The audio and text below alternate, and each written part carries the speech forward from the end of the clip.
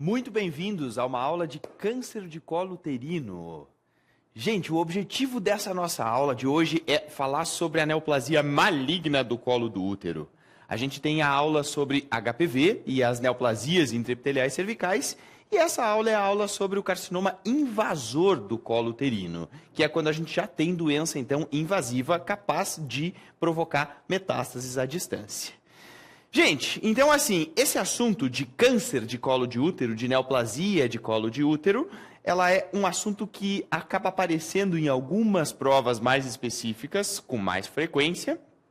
E o meu objetivo com essa aula é dizer para vocês, vamos desmembrar cada detalhe. Na verdade, tem algumas instituições que cobram de uma forma bem superficial esse assunto, assim como tem algumas instituições que acabam cobrando de uma forma mais aprofundada, especialmente o estadiamento. Puxa, Jader, eu vou ter que decorar esse maldito estadiamento de câncer de colo de útero. Algumas instituições cobram que você decore, que você memorize, mas você vai ver que não é difícil. A gente consegue, com algumas regrinhas ali, a gente consegue entrar em acerto ali, em acordo, e vocês vão ver que não é difícil de vocês memorizarem. Beleza? Gente, então, venham comigo, vamos desmembrar cada detalhe desse assunto. Primeiro, o câncer de colo de útero, ele é o segundo tumor ginecológico mais prevalente no Brasil. O primeiro é câncer de mama. O câncer de mama é o campeão das estatísticas. Se a gente for pegar, então, o Brasil inteiro, o tumor ginecológico mais comum é o câncer de mama. Isso cai na prova de vocês. E o segundo câncer mais comum é o câncer de colo uterino. Em alguns estados, se a gente for pegar estado por estado, o câncer de colo de útero supera o câncer de mama. Então, em alguns estados é mais frequente o câncer de colo, mas se a gente for pegar o Brasil inteiro, na verdade, mama ainda é mais prevalente e, em segundo lugar, é o colo do útero. Por isso, ele ainda é considerado um problema de saúde pública no nosso país. Quem é que tem câncer de colo de útero? Qual é a faixa etária das mulheres que têm mais câncer de colo de útero? É entre os 40 e os 50 anos. Então, mulheres entre 40 e 50 anos costumam ter mais câncer de colo de útero do que as mulheres mais jovens. Que mais, gente? Quem é que tem mais câncer de colo de útero? Aquelas pacientes que acabam ficando muito tempo sem fazer a prevenção. Porque a progressão do câncer do colo do útero é uma progressão muito lenta.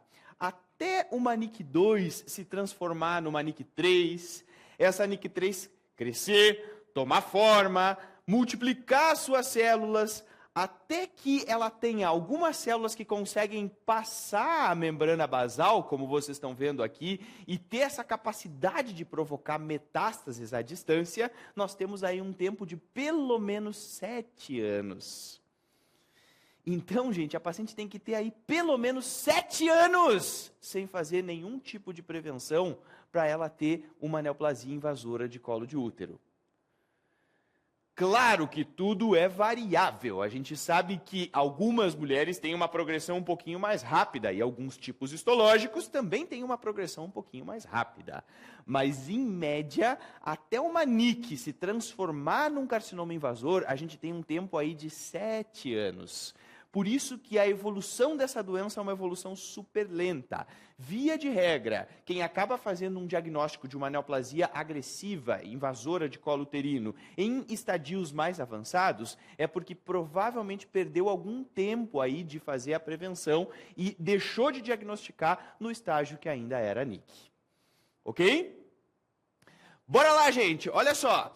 Isso aqui é importante vocês saberem. Quais são os fatores de risco para o câncer do colo do útero? O HPV. O nosso vírus HPV é o grande causador aí das neoplasias intraepiteliais cervicais e também da neoplasia invasora do colo do útero. Os dois vilões da história é o 16 e o 18. Especialmente o 16, ele é extremamente oncogênico. Os dois são, o 16 e o 18, mas o 16 é mais oncogênico ainda. O 31, o 33, o 35 e o 45 também são reconhecidos aí já por biologia molecular como sendo HPVs que geram tumores aí agressivos de colo de útero. Mas de todos eles, se eles listarem vários tipos de HPV e perguntarem para vocês qual que é o mais oncogênico, o que mais está associado com NIC e com câncer, é o HPV 16. Então, quem é que tem risco de ter câncer de colo de útero? Quem tem exposição a esses HPVs oncogênicos.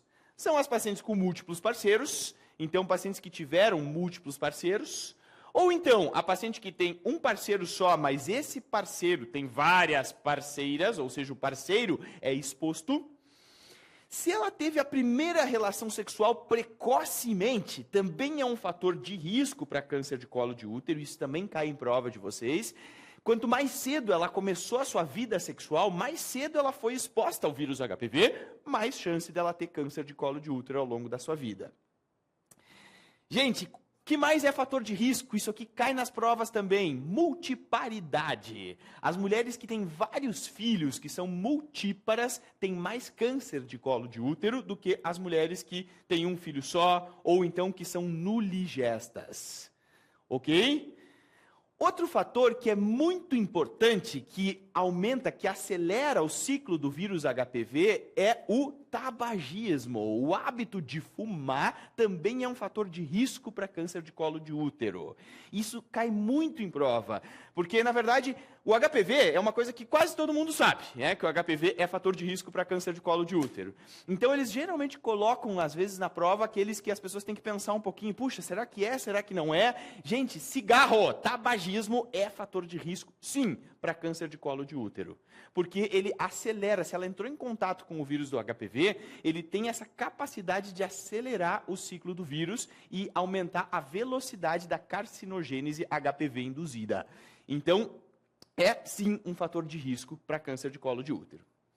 Que mais que é fator de risco? A gente sabe que baixas condições socioeconômicas, populações, pessoas que vivem sob baixas condições socioeconômicas, também é um fator de risco para câncer de colo de útero, reconhecido já. É mais frequente o câncer de colo de útero em populações aí que não têm saneamento básico, que têm então aí um extremo nível de pobreza, do que naquelas pacientes então que têm mais acesso aos recursos. Bom, o que é importante a gente saber? Sintomas.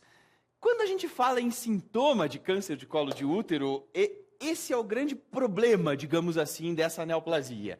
Por quê? O câncer do colo do útero, ele geralmente em estadios iniciais, e no estadio de NIC, ele não provoca nenhum tipo de sintoma.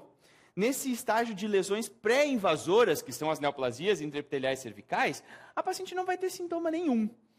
Ela vai passar a ter sintoma no momento em que já evoluiu para uma neoplasia invasora, e essa neoplasia invasora, como vocês podem ver aqui nessa imagem, olha só, ela provocou uma erosão do colo. Ela começou a provocar, então, áreas de necrose e áreas de erosão no colo do útero. Olha só, essa paciente tem uma lesão friável, sangrante aqui no colo do útero, e isso é um câncer, é uma neoplasia invasora de colo uterino. E aí eu pergunto para vocês, que tipo de sintoma essa mulher vai ter? O que vocês acham? Paciente que tem essa lesão aqui no colo do útero, o que ela vai apresentar de sintoma? Pensa, no dia a dia, provavelmente nada. Quando ela vai ter relação sexual, o que vai acontecer? Vai vir aqui o pênis, imagine, um cano de PVC aqui, pá, pá, pá, batendo nisso aqui. O que vai acontecer, cara? Ela vai sangrar, ela vai ter sangramento pós-relação sexual.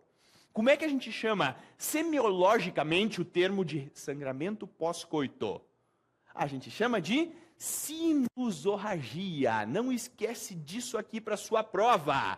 O sintoma mais característico do câncer do colo do útero é sinusorragia. É sangramento pós-coito. Ela vai ter relação sexual, o pênis vai bater aqui nessa área friável e isso vai fazer com que ela tenha sangramento. Ok? Então, cara, não esquece disso. A sinusorragia é o sintoma mais característico das pacientes que têm câncer de colo de útero. Isso cai nas provas de vocês. Ele geralmente é assintomático nos estadios iniciais e quando provocou uma lesão cada vez maior, que começou a ulcerar e provocar erosão no colo do útero, ela vai ter sangramento depois da relação. E ela vai procurar vocês dizendo, olha, eu estou tendo sangramento depois de ter relação sexual.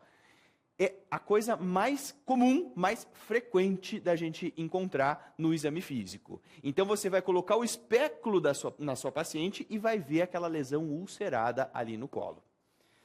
Ok? Tranquilo? Então, o que eu sempre digo, na verdade, o diagnóstico, né, do câncer do colo do útero, ele é um diagnóstico que está literalmente na nossa cara. A gente vai colocar o espéculo na paciente e vai ver a lesão. Olha só, imagina, a gente tem aqui uma paciente que tem câncer de colo de útero. Você colocou o espéculo e você vê aqui a lesão. Aqui vamos ver uma outra imagem, só para vocês entenderem. Ó. Então, a gente consegue ver aqui uma lesão ulcerada do colo do útero e aqui vocês conseguem ver uma lesão vegetante de câncer do colo do útero. Então, tá aí, tá na sua cara. Ela disse, chegou na consulta dizendo que tem sangramento pós-relação. Você fez o exame ginecológico, colocou o espéculo na paciente. Tá vendo aqui essas duas lesões. O que tem que fazer, cara? Eu me lembro que a sequência é coletar o Papa Nicolau, e aí se estiver alterado eu vou mandar... Não viaja. O Papa Nicolau é para rastreio em paciente assintomática. Se você está vendo que essa paciente tem uma lesão ulcerada, sugestiva de câncer de colo de útero, o que você vai fazer? Direto uma biópsia. Exatamente. Então, o que você vai fazer é uma biópsia. Sempre que você olha uma lesão e vê que a lesão é sugestiva, altamente sugestiva de câncer, já faz direto a biópsia. Não precisa coletar Papa Nicolau antes, porque o Papa Nicolau é para rastrear em paciente assintomática. Certo? Tranquilo? Muito bem. O grande diagnóstico diferencial do câncer do colo do útero é uma lesão benigna do colo, na verdade uma alteração anatômica que algumas mulheres têm que se chama ectopia.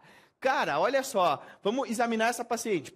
Colocamos o espéculo e visualizamos o colo do útero dela. Observem aqui o orifício cervical externo e observem aqui que existe essa área vermelha, que vocês conseguem ver aqui, ó, no lábio anterior, no lábio posterior. Ela vai até aqui, essa área avermelhada. O que é isso, gente? Isso, na verdade, é um epitélio glandular colunar, que deveria estar lá dentro do canal endocervical, que deveria ficar dentro da endocérvice, e que em algumas mulheres fica para fora.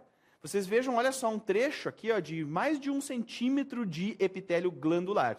Aqui também para baixo, ó, 1 centímetro de trecho de epitélio glandular que deveria estar lá dentro do canal endocervical.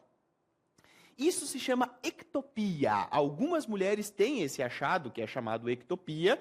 Tem alguns estudos que dizem que até 10% da população feminina tem ectopia. Isso significa que é estímulo do estrogênio. O próprio estrogênio ele acaba estimulando a formação das ectopias. Não tem nenhum tipo de risco de ter ectopia. É só uma variação anatômica que algumas pessoas têm. Não tem fator de risco para câncer de colo de útero, não aumenta a predisposição dela a adquirir uma doença sexualmente transmissível pelo fato de ter a ectopia. Então, é só uma variação anatômica que algumas pessoas têm. Qual é o grande problema da ectopia? O grande problema é que esse epitélio é um epitélio friável, extremamente friável. E quando o pênis encosta aqui na relação sexual, ela também vai ter sangramento. Sangramento pós-coito. Como é que chama sangramento pós-coito? Sinusorragia. Portanto, quem tem ectopia também tem sinusorragia. Na verdade, galera, a principal causa de sinusorragia é ectopia.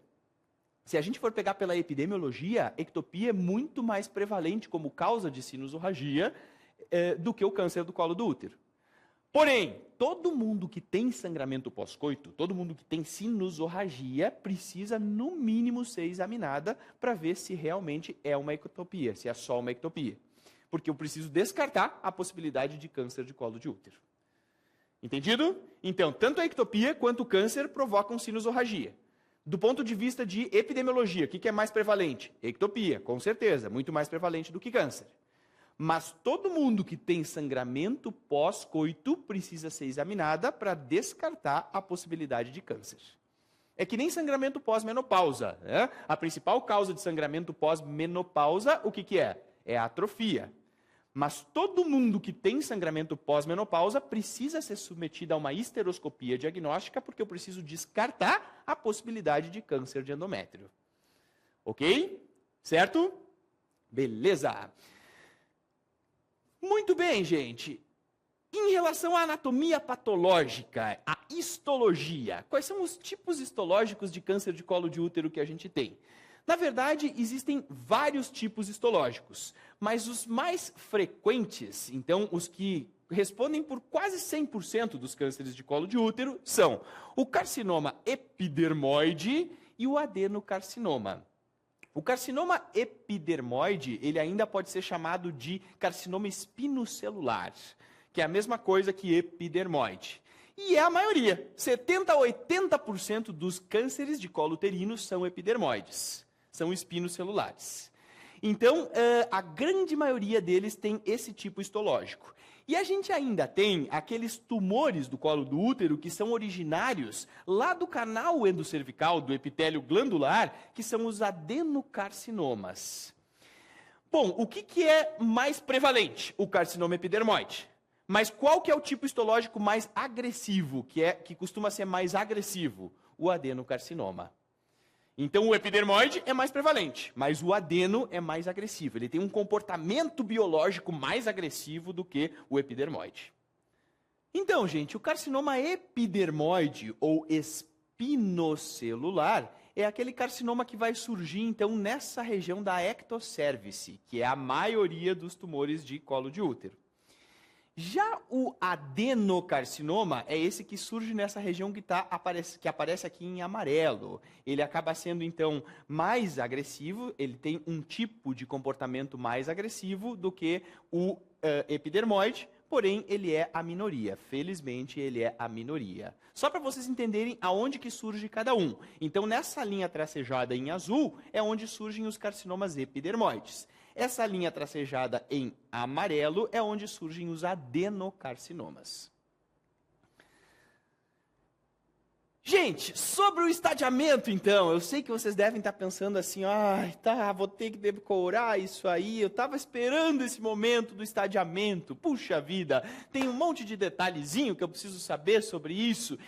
Algumas provas, alguns concursos médicos do Brasil não cobram o estadiamento, porque eles consideram que se o médico generalista tiver que decorar estadiamento de todos os cânceres que existem no corpo humano, fica complicado. Vamos combinar que realmente fica complicado. Mas tem algumas instituições que querem que vocês saibam o estadiamento de cor. Então, a minha sugestão é você saber se naquela sua prova, naquela instituição que você vai fazer prova, já caiu o estadiamento de câncer de colo, então é porque eles gostam de perguntar e é importante que você memorize. Mas vocês vão ver que não é difícil, não tem muito mistério, não. Vem comigo que eu vou te explicar. Olha só. Estadiamento de câncer de colo. O estadiamento do câncer de colo uterino, ele é clínico. Diferentemente do endométrio e do ovário, que tem estadiamento cirúrgico, o câncer de colo uterino tem um estadiamento clínico. No momento que a gente faz o diagnóstico, a primeira coisa que a gente vai complementar no nosso exame físico é o toque retal. A gente vai fazer um toque retal na paciente e vai sentir os parâmetros dessa nossa paciente bilateralmente. Porque, como o tumor ele acaba crescendo e acaba evoluindo para os órgãos próximos, que são os parâmetros e também a vagina, a gente vai fazer um toque retal para sentir se o parâmetro dessa paciente é comprometido ou não. A maioria dos estudos já tem mostrado que, ao invés da gente fazer o toque retal, a ressonância magnética ela acaba sendo mais sensível em ver comprometimento pelo tumor dos parâmetros do que o próprio toque retal. Então, se você tem no seu serviço disponível uma ressonância magnética, é melhor fazer ressonância magnética do que toque retal. Agora, se não tem disponível, ou então é muito difícil, aquelas questões que a gente sabe, né, do Sistema Único de Saúde que demora, não consegue fazer, atrasa o tratamento da sua paciente, ok, você pode estadiá-la pelo toque retal ao invés da ressonância. As duas coisas estão certas, porém a sensibilidade da ressonância tem sido maior do que do toque retal. Ok? E aí tem, então, os estadios do câncer do colo do útero. O primeiro estadio, então, que é o chamado estadio 1, é aquele tumor restrito ao colo. É aquele que não progrediu para nenhum outro órgão ainda. Ele está restritinho ali ao colo do útero. E a gente divide o 1 em 1A e 1B. Olha só. O 1A1, estadio 1A1, é quando ele invade até 3 milímetros da membrana basal. Ixi, Jader, começou a decoreba. Deixa eu deixar mais didático para vocês. Olha só, eu trouxe uma figura só para vocês entenderem isso que eu estou falando. Aqui nós temos, então, o epitélio, aqui nós temos a membrana basal. No momento em que ele está restrito ao epitélio, é uma NIC, é uma neoplasia intraepitelial cervical. No momento que ele começa a invadir a membrana basal, ele se torna um carcinoma invasor, certo? Certo. Se ele invade até 3 milímetros, olha só, invade até 3 milímetros da membrana basal, a gente tem, então, um 1A1. Esse é o estadio 1A1. Ok? Agora, se a gente tem uma invasão de 3 a 5 milímetros da membrana basal e até 7 milímetros de extensão horizontal, deixa eu mostrar aqui para vocês. Aqui nós temos o 1A1, aqui nós temos então o 1A2. Olha só, ele invade de 3 a 5 milímetros e até 7 milímetros de extensão horizontal. Observem que ele invade de 3 a 5 e até 7 de extensão horizontal. Então, é o estadio 1A2. Eu me lembro que quando eu estudei isso pela primeira vez, eu não conseguia entender o que era essa extensão horizontal. Gente, então assim, ó, é só vocês, ao invés de ficarem naquela coisa de só ficar decorando tabela, olha a figura. Eu trouxe a figura para deixar mais claro, mais sedimentado na cabeça de vocês. Então, até 3 é 1A1. De 3 a 5 de invasão da membrana basal, a gente tem, então, o 1A2. E até 7 milímetros de extensão horizontal ainda entra no 1A2. Então, quer dizer, ele pode crescer horizontalmente, só que até 7 milímetros. Esses tumores, 1A1 e 1A2, eles fazem parte do que a gente chama de carcinoma microinvasor. O estadio 1A1 e 1A2 é o chamado microinvasor. Mas por que esse nome, microinvasor? Existe esse nome de microinvasor porque ele ainda é microscópico. Você não consegue identificar, você não consegue visualizar macroscopicamente aquela área de tumor. Então, por isso ele é chamado microinvasor. Quando aparecer na sua prova tumor de colo uterino microinvasor, eles estão se referindo ao 1A1 ou ao 1A2. Quando esse tumor, então, ele começa a ficar maior, então ele invade horizontalmente mais de 7 milímetros e invade mais de 5 milímetros da membrana basal, aí ele já começa a se tornar um tumor macroscópico. Você já começa a visualizar macroscopicamente. O olho humano já é capaz de visualizar esse tumor. Aí nós vamos ter o estadio 1B, que a gente divide de duas formas.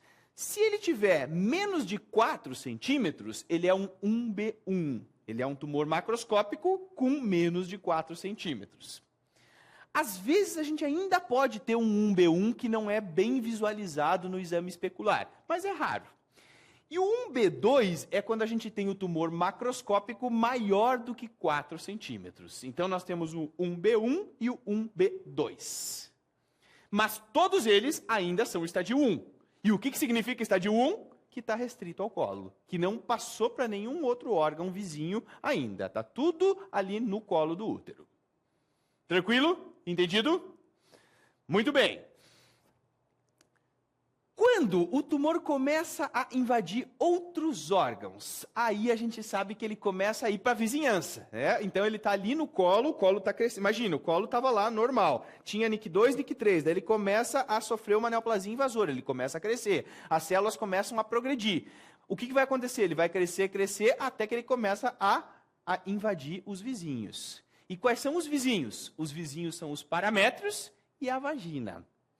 Quando ele começa a ir para a vagina, para os 2/3 superiores da vagina, nós temos o estadio 2A. Então, o estadio 2A é quando pega os 2/3 superiores da vagina. Deixa eu mostrar na figura aqui para vocês verem. Olha só, ó. Aqui nós temos um tumor, esse amarelinho aqui que a gente consegue ver. Quando ele começa a invadir os 2/3 superiores da vagina, nós temos um 2A, um estadio 2A.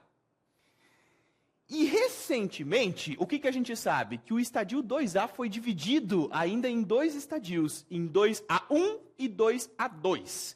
O 2A1 é quando ele invade os 2/3 superiores da vagina, mas ele tem menos de 4 centímetros. O 2A2 é quando ele invade os 2/3 superiores da vagina, mas ele tem mais de 4 centímetros. Então, o estadio 2A foi subdividido em 2A1 e 2A2. Depois, a gente tem o comprometimento dos paramétros. Então, quer dizer, o tumor começou a comprometer os paramétros, que são aquelas estruturas laterais do colo uterino. Quando ele começa a comprometer os paramétros, nós temos o estadio 2B. Deixa eu mostrar a figura para ficar mais didático para vocês. Olha aqui, eu tenho um tumor, que é esse amarelo que vocês estão vendo aqui, e olha que ele está indo para a lateral, ó. Ele está indo em direção ao paramétro. Ele está começando a acometer, a invadir o paramétro. Então, nós temos um estadio 2B. Nesse momento, galera, no momento em que ele começa a invadir o paramétrio, é o momento em que a gente consegue sentir ele pelo toque retal. Então, no toque retal, a gente toca o paramétro direito e o paramétro esquerdo da paciente. E você consegue sentir doença, consegue sentir aquele tumor endurecido, firme, acometendo o paramétrio.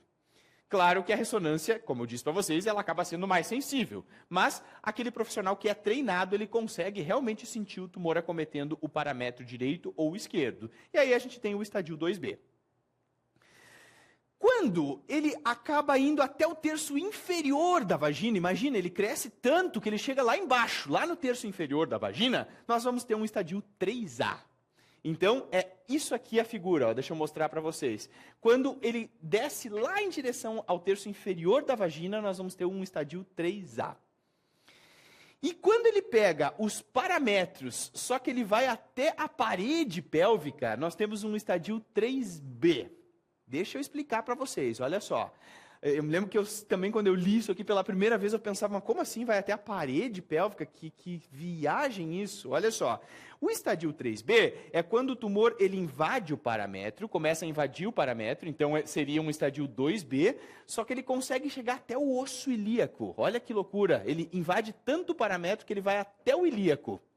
Isso é um estadio 3B. Ele pode ir tanto para o lado esquerdo quanto para o lado direito e ele toca no osso da pelve.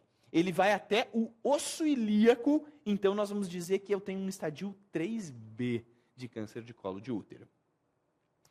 E esse estadio 3B, ele também é extensivo para aqueles tumores que, mesmo sem chegar até o osso, eles acabam comprimindo o ureter. Porque lembrem que o que passa aqui nos paramétros bilateralmente são os ureteres, que é o terror do ginecologista, né? Os ureteres e a bexiga. Até tem aquela piada, né, que é que nem cirurgia ginecológica é que nem festa de criança. Sempre tem alguém para furar a bexiguinha. Que linda piada, hein? Ok.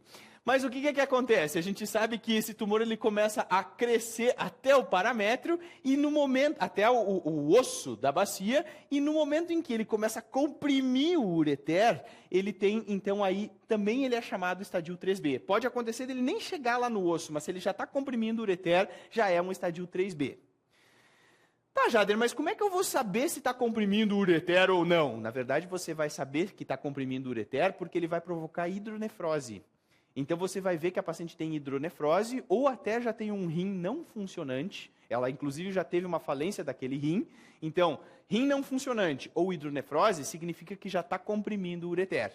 Mas eu não sei se já chegou lá no osso da bacia. Não me interessa. Se já tem hidronefrose ou rim não funcionante, eu já tenho um estadio 3B. Certo? Tranquilo? Maravilha!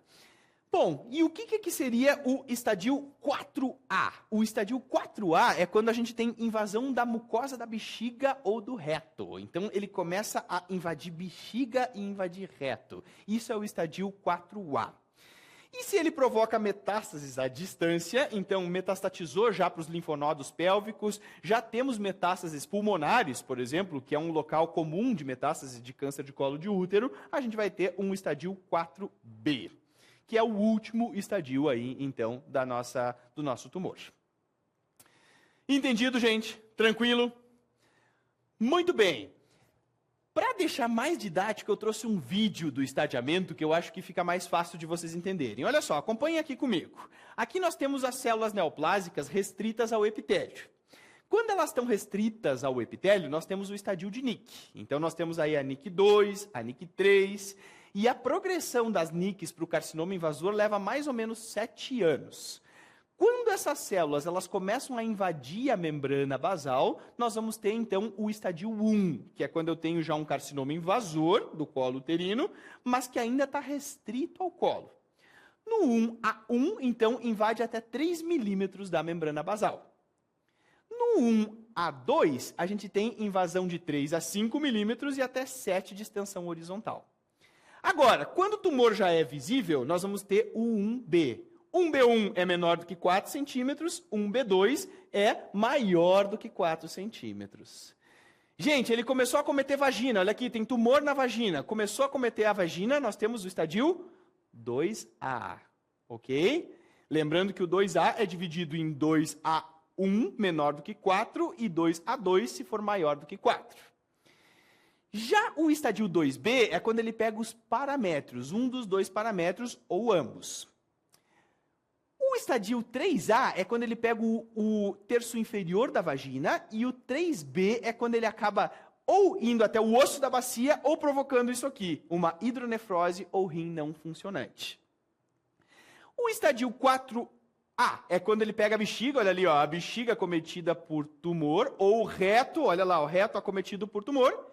E o estádio 4B é quando ele tem metástases à distância. Então, quando o tumor já metastatizou para órgãos à distância, especialmente pulmão, aí, que é um sítio frequente de metástase, a gente vai ter o último estadio, que é o estadio 4B. Tranquilo, galera? Ficou claro? Beleza? Maravilha! Bora lá!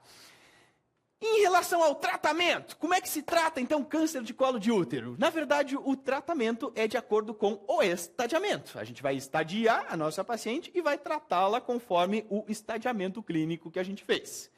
No estadio 1A1, que é o primeiro deles, então, que é aquele tumor que invade até 3 milímetros da membrana basal, a gente ainda consegue tratar a paciente com a nossa boa e velha conização. A cirurgia de conização que se faz para NIC 2 e que se faz para NIC 3, ela também é indicada para tratar câncer no primeiro estadio, que é o 1A1. Então, a conização pode ser feita e ela, inclusive, é o tratamento definitivo para câncer no estadio 1A1. Jader, mas e se já passou do 1A1, se eu tenho um 1A2? Bom, se você tiver um 1A2, ou ainda um 1B1, um 1B2 e um 2A, independente de 2A1 ou 2A2, aí o tratamento muda completamente de figura. O cone, que é uma cirurgia simples, tranquila, pouco agressiva e que ainda preserva a fertilidade da paciente, é só para o estadio 1A1. No 1A2, apesar da gente ainda ter um tumor microinvasor, o 1A2 já é uma doença muito agressiva. Você vai ter que tratar de uma forma mais agressiva. O 1B1 mais agressivo ainda, o 1B2 mais ainda e o 2A mais ainda. Nesses casos, galera, a gente vai ter que então fazer uma cirurgia, que é a cirurgia padrão para câncer de colo de útero, que se faz no mundo inteiro, que é a famosa cirurgia de Wertheim-Meigs. Certamente, quando vocês passaram pela ginecologia, vocês já devem ter ouvido falar nesse procedimento cirúrgico. A cirurgia de Wertheim-Meigs é o tratamento padrão para câncer de colo de útero nesses estadios que eu mostrei para vocês. Mas o que é a cirurgia de Wertheim-Meigs? Deixa eu mostrar uma figura para ficar mais didático para vocês. Olha só, o Wertheim-Meigs é uma cirurgia em que a gente vai fazer uma laparotomia na nossa paciente, ou seja, a gente vai abrir a barriga, vamos retirar o útero com o corpo e o colo, tem que tirar então corpo e colo uterino, então se faz a histerectomia. Se retira os paramétrios bilateralmente, então observem aqui, ó, se faz a remoção cirúrgica dos paramétrios. E também a gente tem que tirar o terço superior da vagina. Isso tudo é a cirurgia de Wertheim-Meigs. É a histerectomia mais a parametrectomia, então se retira os paramétrios bilateralmente, e mais a retirada do terço superior da vagina. Isso é Wertheim-Meigs. Além disso, galera, a gente também precisa fazer a linfadenectomia pélvica. Como existe disseminação por cadeia linfática da pelve, também a gente precisa fazer a linfadenectomia pélvica no Wertheim-Meigs. Então, tudo isso tem que ser feito. Histerectomia, parametrectomia retirada do terço superior da vagina e linfadenectomia pélvica. Isso é o que compõe a cirurgia de Vertai Makes. Jader, mas e não tem que tirar ovário e trompa também? Não, na verdade não existe risco de a chance do tumor progredir para ovário e para trompa é desprezível. Então, se você quiser manter os ovários, para manter essa paciente produzindo estrogênio, produzindo hormônio, você pode manter. Vocês imaginem, uma mulher de 30 anos que é submetida a essa cirurgia, que é uma cirurgia agressiva, e você ainda tira os ovários bilateralmente, ela vai ter fogachos, ela vai ter risco de perda de massa óssea. Então, não precisa, não tem sentido você fazer a retirada de anexos. Não precisa tirar nem trompas, nem ovários. Você pode manter. Ok? Ah, mas não pode progredir para ali? Não, não pode progredir para ali. Fica tranquilo que anexos não progride, não precisa tirar.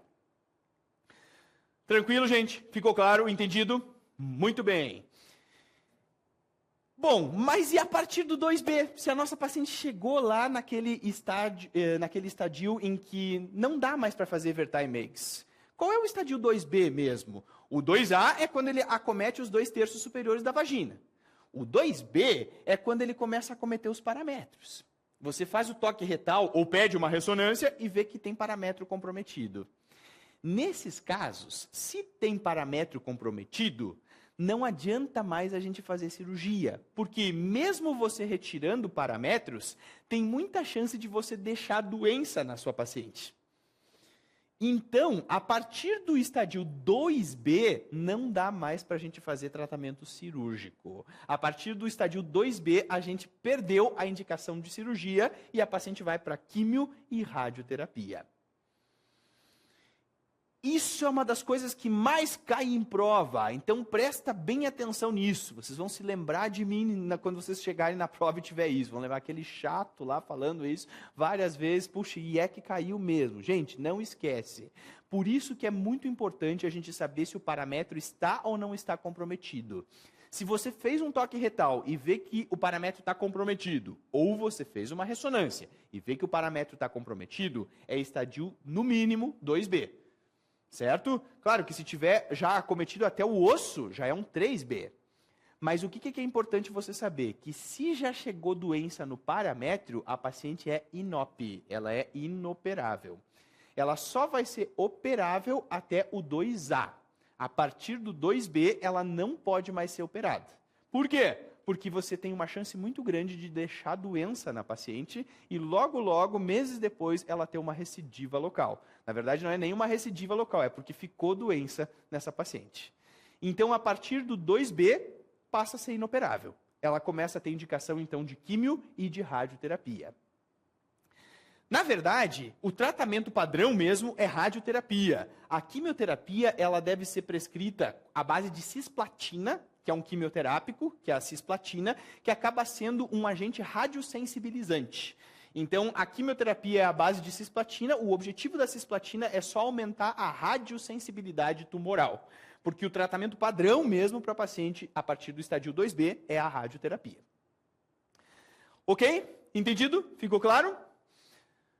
Muito bem. Então, gente, olha só, eu trouxe aqui uma figura só para mostrar para vocês do estadiamento e a partir do momento em que ela passa a ser inoperável, só para deixar então aí bem claro para vocês. Olha só, a partir até o estadio 1A1, 1A2, 1B1, 1B2 e 2A, ela pode ser operada. Eu posso fazer Vertai Makes. A partir do estadio 2B, eu não posso mais fazer Vertai Makes. Então, a partir daqui, a paciente já passa a ser inoperável e o tratamento vai ser químio e radioterapia. Ok? Bom, mas Jader, se eu tenho ali uma paciente que já tem idade, que tem hipertensão, insuficiência cardíaca, já teve um edema agudo de pulmão e já infartou. Ou seja, a paciente é uma paciente de risco. É muito difícil para ela ter que ser submetida a uma anestesia, aí ela tem que ser submetida aí a uma cirurgia grande, demorada, que o Vertain-Meigs é uma cirurgia grande, demorada. A gente sabe que em alguns, claro que varia muito da experiência do cirurgião, mas tem gente que faz Vertain-Meigs em 3 horas, outros fazem em 6 horas, então realmente é uma cirurgia grande, é um pós-operatório que é delicado. Então, se a paciente não tem condições cirúrgicas, ela não pode ser submetida a uma cirurgia, a gente pode tratá-la também com rádio e braquiterapia. Na verdade, a radioterapia, a radioterapia, então, é o uso de radiação para matar as células tumorais, e a braquiterapia é um tipo de radioterapia que usa um transdutor dentro da vagina. Se coloca transdutores dentro da vagina e se faz um tratamento local, diretamente ali no colo do útero. E o que a gente sabe? Que fazer rádio e braquiterapia tem a mesma eficácia da cirurgia. Então, se você pegar uma paciente, por exemplo, no estadio 1B1, 1B2, 2A, você fazer rádio e braquiterapia tem a mesma eficácia do que fazer cirurgia. As taxas de recidiva são as mesmas. Se você fizer só rádio, por exemplo, assim, não, eu não vou operar essa paciente, vou fazer só rádio e braquiterapia. As taxas de recidiva são as mesmas. Vocês devem estar pensando, mas que coisa maluca isso. Então, quer dizer que fazer radioterapia tem a mesma eficácia do que fazer cirurgia? Sim, tem a mesma eficácia. Tá, mas então não é melhor fazer radioterapia em todo mundo? Vai ter que submeter a paciente a um procedimento cirúrgico de risco, a uma anestesia, às vezes tem que ir para a UTI para fazer recuperação. Por que eu não vou? Então é melhor fazer rádio em todo mundo, que é mais tranquilo? Não. Qual é o grande problema?